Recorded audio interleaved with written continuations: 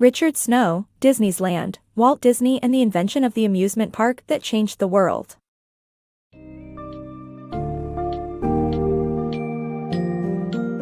Welcome to a captivating journey through the magical world of Disneyland, birthed from the visionary mind of Walt Disney.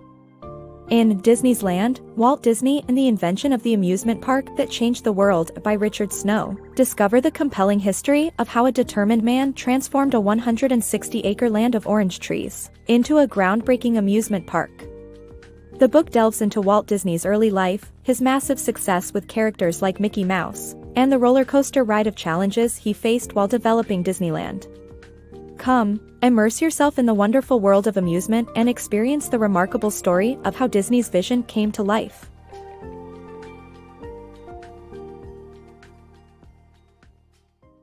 The Magical Journey of Walt Disney.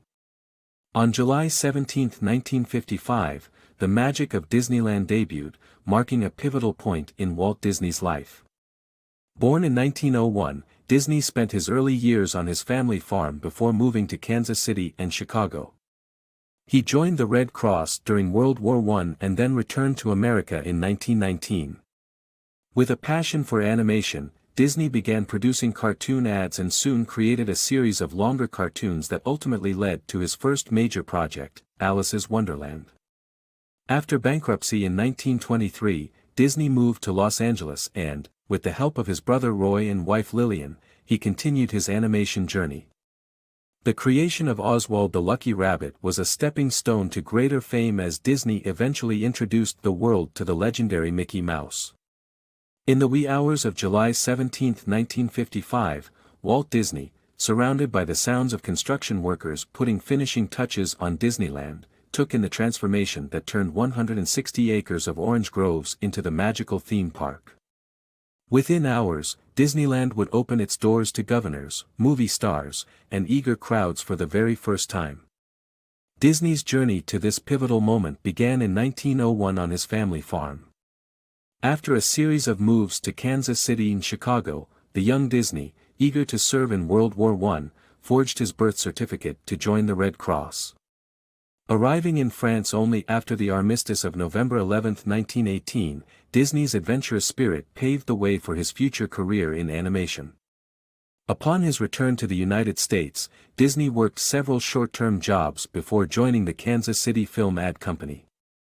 Here, he explored his passion for animation, creating cartoon ads that eventually evolved into longer cartoons based on fairy tales. This passion led to the production of Disney's ambitious project, Alice's Wonderland, which ultimately caused his bankruptcy in 1923. Undaunted, Disney relocated to Los Angeles, accepting a contract to produce Alice episodes. It was there that his brother Roy became his business manager, a position he maintained throughout Walt's life. Additionally, Disney met his future wife, Lillian Bounds, who would join him on his lifelong journey. The Alice series eventually wrapped up in 1927, replaced by Oswald the Lucky Rabbit, a success that brought Disney to the forefront. However, a disagreement with Universal Pictures over the rights to Oswald inspired Disney to create a new character, Mortimer, who would later become the iconic Mickey Mouse. Disney's legendary character skyrocketed to fame, becoming more popular than most Hollywood stars at the time, and elevating Disney to new heights. Through determination, creativity, and a passion for animated storytelling, Walt Disney forever changed the world of entertainment with the opening of Disneyland. From animation to Disneyland.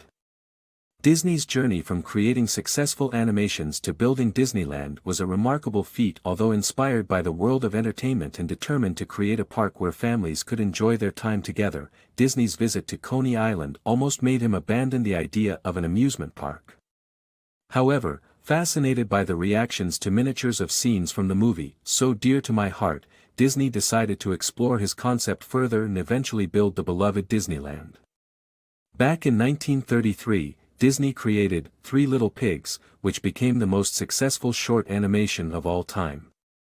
Just a year later, Disney began production on the world's first feature-length cartoon, Snow White and the Seven Dwarfs. Premiering in 1937, Snow White captivated audiences with a magical world and characters, capturing the essence of future Disneyland attractions. Disney's dream of a family-oriented amusement park emerged from his deep-rooted passion for storytelling and world-building. However, his visit to New York's Coney Island almost stifled his ambitions as Disney found the place run down, ugly, and managed by unpleasant people. Despite this disheartening excursion, Disney remained steadfast to his vision of an immersive and delightful park for all ages. In 1948, Disney released So Dear to My Heart, a movie about a Midwestern boy named Jeremiah Kincaid and his rambunctious black lamb.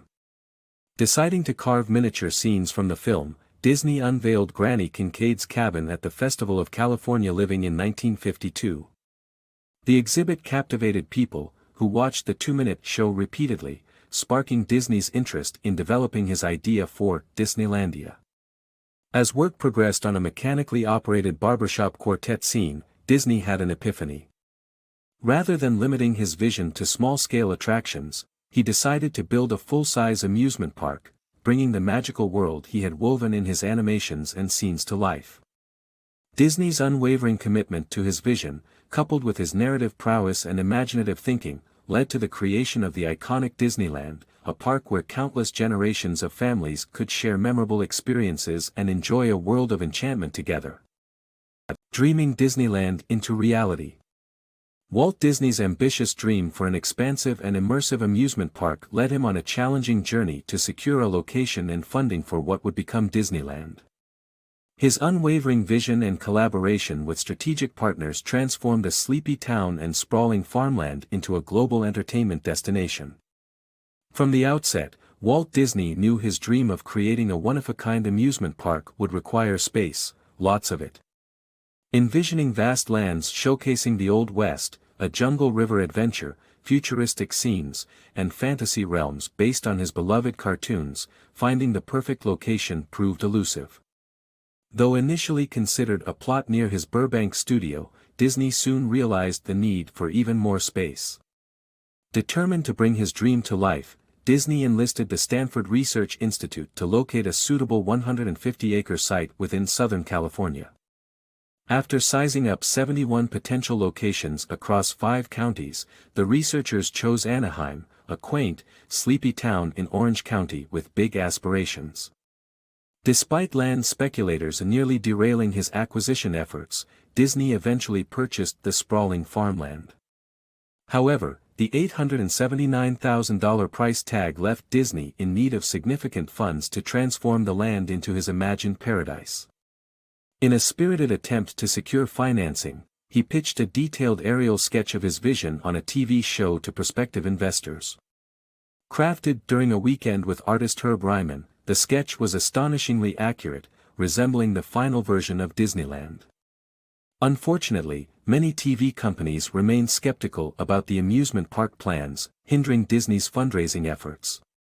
At last, Roy Disney reached out to Leonard Goldenson, the president of the American Broadcasting Company, ABC, who had a proven track record of turning struggling businesses around. After just 2 days of negotiation, Goldenson and Roy shook hands on a 7-year, $40 million deal, including $4.5 million of guaranteed construction loans as well as the airtime for a Disney TV show aptly named Disneyland. Disney's tenacity, talent for collaboration, and steadfast belief in his vision breathed life into the revolutionary amusement park concept, forever changing the landscape of entertainment destinations. Disneyland, born from the imagination of one man, became a cherished place for countless generations, and its legacy continues to inspire awe and magic worldwide. The magic behind Disneyland. At Disneyland, the magic wasn't just in the rides, it was in the tireless work and unwavering attention to detail of Walt Disney himself. From insisting on wrought iron railings to strategically placing trash cans, Disney worked against numerous obstacles, including broken bicycles, union disputes, and last-minute construction, to ensure that the park opened and offered guests an experience like no other. Walt Disney was a man of many surprises. People working on the Disneyland site used bicycles to get from one place to another, but Disney left them confused as to how exactly he could be everywhere so quickly by just walking. Despite this mysterious skill, Disney's vision and perfectionism were not a mystery to anyone. Disney knew that details would set Disneyland apart. He demanded high-quality materials and authentic designs, like substituting plastic railings on the roofs of Main Street's buildings with wrought iron. He was also determined to keep the park pristine, differing from the likes of Coney Island. Trash would only stay on the ground for a matter of minutes. If not, Disney would involve himself in finding solutions to maintaining the park's cleanliness. With just weeks before the park's opening, Disney faced labor disputes with various unions, including the American Guild of Variety Artists and the Teamsters Union, challenging his plans. However, the biggest challenge was the strike involving the Orange County plumbers and asphalt layers. Time was running out, and Disney had to choose between installing toilets or water fountains. Prioritizing visitors' essential needs, Walt Disney chose toilets, handling obstacles one by one.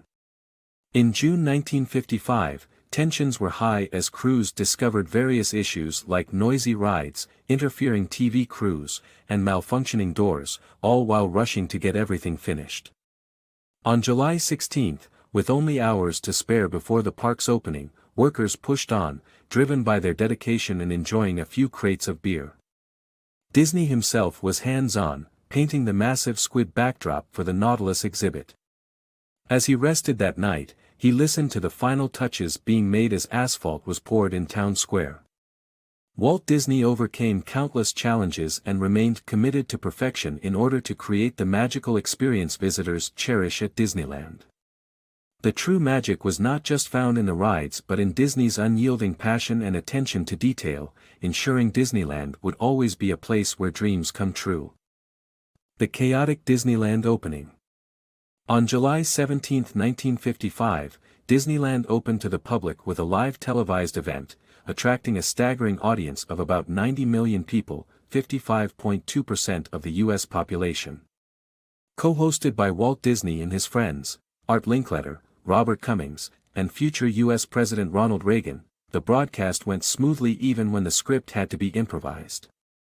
However, the park itself experienced a chaotic first day with overcrowded spaces, counterfeit tickets, food and facility shortages, and ride malfunctions. The press coverage the following day was far from flattering, highlighting the challenges faced during the opening.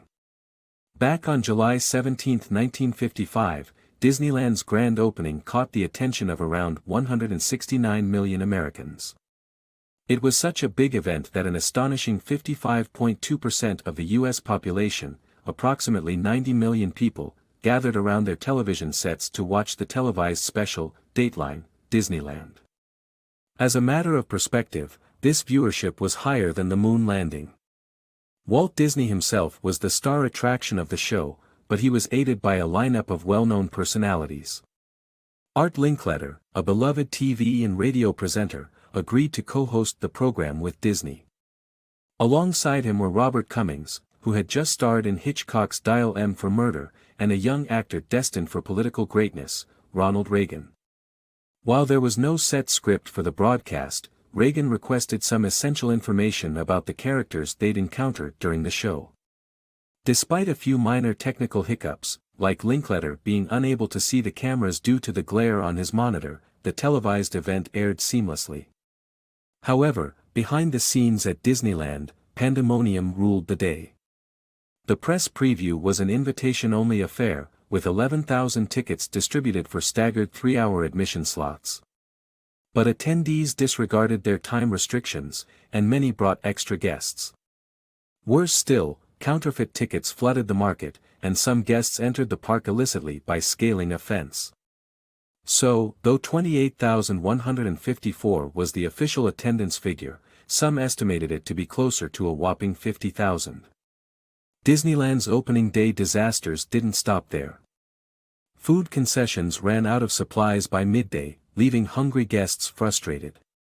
Surprisingly, the toilet facilities were no match for the crowd, and lines for restrooms rivaled those for the rides themselves. Wearers of high-heeled shoes found themselves trapped in freshly laid asphalt, and freshly painted surfaces sullied kids' outfits. Even Fantasyland wasn't immune, with a gas leak nearly causing an evacuation. As if that was not enough, rides broke down, and a child had to be escorted for medical attention after a vehicular malfunction on the Autopia ride. In the aftermath of Disneyland's tumultuous opening, the press wasn't kind. Reporters lamented the overwhelming crowds, excessive lines, and teary children kept at bay from their favorite attractions. Some articles even went so far as to declare it the most unpleasant day anyone had ever experienced. Turning Disneyland's fate around. Despite a disastrous opening, Walt Disney diligently worked to enhance Disneyland's image and expand its attractions. Success followed, but Walt Disney's health deteriorated, and he passed away in 1966 at age 65. On the morning of July 18, 1955, Disneyland welcomed its first paying guests amidst a series of mishaps, including a gas leak in Fantasyland. Walt Disney, determined to rectify the situation, focused on perfecting the park. He allocated 16% of the revenue towards park improvements, ensuring all attractions functioned correctly and completing unfinished ones. Disney also dedicated effort to mend relationships with the media, inviting reporters for exclusive tours and acknowledging Disneyland's premature opening. By August, positive press coverage emerged, detailing the park's variety, quality, and amicable staff. Innovation became a priority at Disneyland. In 1958, inspired by the Matterhorn while on a movie set, Disney commissioned a 1/100th scale replica of the mountain, setting the stage for 2 innovative bobsled rides. This unique concept later served as a blueprint for numerous amusement parks. During Disneyland 59, a successful launch event, then Vice President Richard Nixon inaugurated the park's new monorail. Despite a minor error of flying a Norwegian flag instead of a Swiss one on the Matterhorn, the new rides and monorail became instant hits. Moving forward, Disney continued to oversee Disneyland while also working on other projects including the 1964 New York World's Fair and developing Disney World and Epcot in Florida. However, his health declined steeply, as doctors discovered a growth in his left lung in November 1966.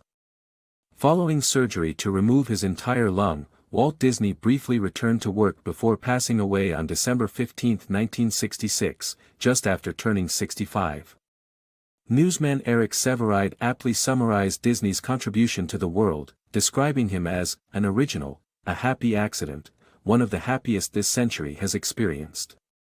Walt Disney's funeral was held privately, his ashes were interred the following day. To honor his memory, a light in his Disneyland apartment's window perpetually shines as a lasting symbol of his presence and impact on the world.